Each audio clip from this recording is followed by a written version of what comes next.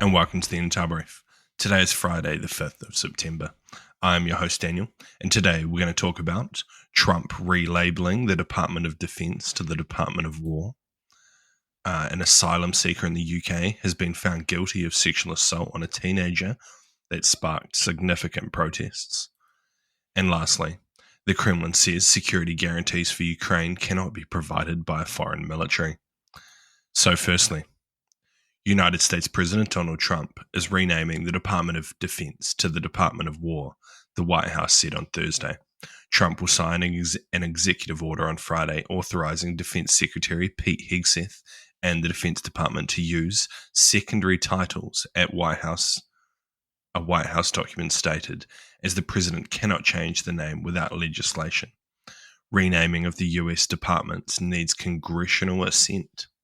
According to the document, the US President's order would instruct Hegseth to recommend legislative and executive actions to permanently rename the department. On Thursday night, Hegseth posted the text Department of War in full caps on his above a social media post on X. So what? So firstly, a bit of background. The US Department of Defense was called the Department of War during World War II. So it's going backwards rather than like completely making up a new name.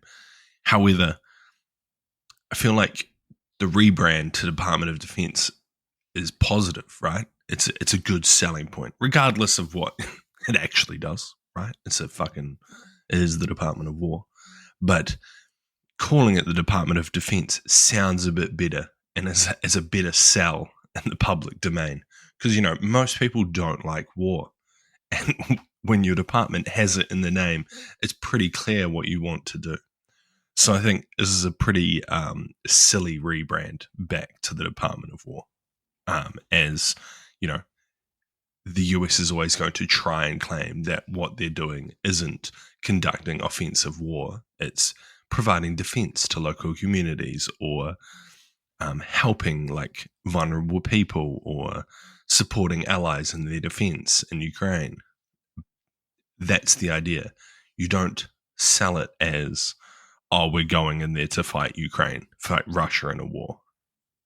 It's just marketing. This is shit marketing, in my opinion. But yeah, it seems unlikely that this will get through the Senate, I don't think, especially within Trump's term. Well, before what do they call them? The midterms, when you guys re-vote in all your senators and stuff. And I feel that may be quite detrimental to Trump's ability to rename it permanently. So yeah, but I guess we'll see. You never know. Some people like doing some crazy shit, so let's see what happens. And next, an Ethiopian asylum seeker whose arrest in July sparked angry protests outside the hotel near London where he and other migrants were being housed was found guilty on Thursday of sexually assaulting a teenage girl and another woman. The protests outside the Bell Hotel in Epping, about 20 miles north of the British capital, became a touch point for a string of citywide demonstrations amid rising tensions over immigration. So what? For those of you who are not familiar, well, probably quite deeply familiar with London, Epping is like a small villagey vibe community on the outskirts near a very nice forest that people go to go walking. It's generally very quaint, very peaceful. It's a beautiful place. Has lovely pubs, nice walks. You go there to do very wholesome things and drink beer. So these protests were a pretty big shock to this community. And the protesters were definitely sold in the media, or at least portrayed in the media, as not really being justified in their actions. So this guy being found guilty in what was a very quick court hearing, it seems like he was found guilty in 3 days, and he clearly fucking did it. This is going to just add fuel to the fire, as these protesters have been kind of ostracized and like treated as if they're wrong and then what they're pointing out is incorrect. But this guilty verdict it's true. What they're protesting about is true, right? Whether the actual like background of what they're doing, whatever, but why they were there is true. So I think this is just going to add fuel to the fire this weekend in the UK, and it's probably going to be some significant protests around the country. So yeah, we'll have to keep an eye on that and report back on Monday. And lastly, security guarantees for Ukraine cannot be provided by foreign military contingents, and much work needs to be done before a high or top-level meeting between Moscow and Kiev on settling the conflict in Ukraine, the Kremlin said on Friday. On Thursday, 26 nations pledged to provide post-war security guarantees to Ukraine, which are to include an international force on land, sea, and air. Can Ukraine's security... Dmitry Peskov basically said European and American military contingents cannot be providing this security assistance. Despite US President Donald Trump's attempts to find a resolution to the conflict, seems no end in sight to the war that Russia launched in February 2022. So what?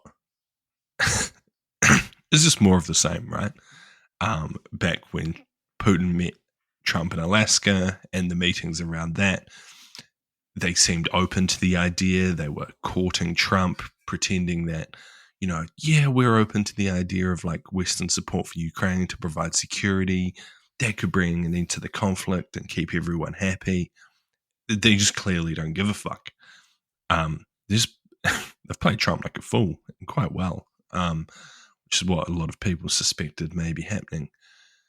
But yeah, like, who's going to provide these security guarantees? One country that I've seen put forward is China. That's fucking insane. China's supplying weapons to Russia. It's the same issue. You can't have a supporter of the foreign adversary providing security to the country being attacked. Yeah, I don't know. Who else is going to provide security guarantees? Are we going to bring in like African army to sit there, and then they're just going to get paid off by Russia to fold when the time comes? I don't know. It seems ridiculous. Like, Moscow clearly doesn't want to end this war. They want to keep going. They just need to appease Trump so they can keep their economy somewhat afloat. And Trump's too much of a coward to do anything about it. It's a bit shit, really. But anyway, that's been your Intel Brief. I've been your host, Daniel, and I'll see you again tomorrow. Well, no, not tomorrow, Monday. See you.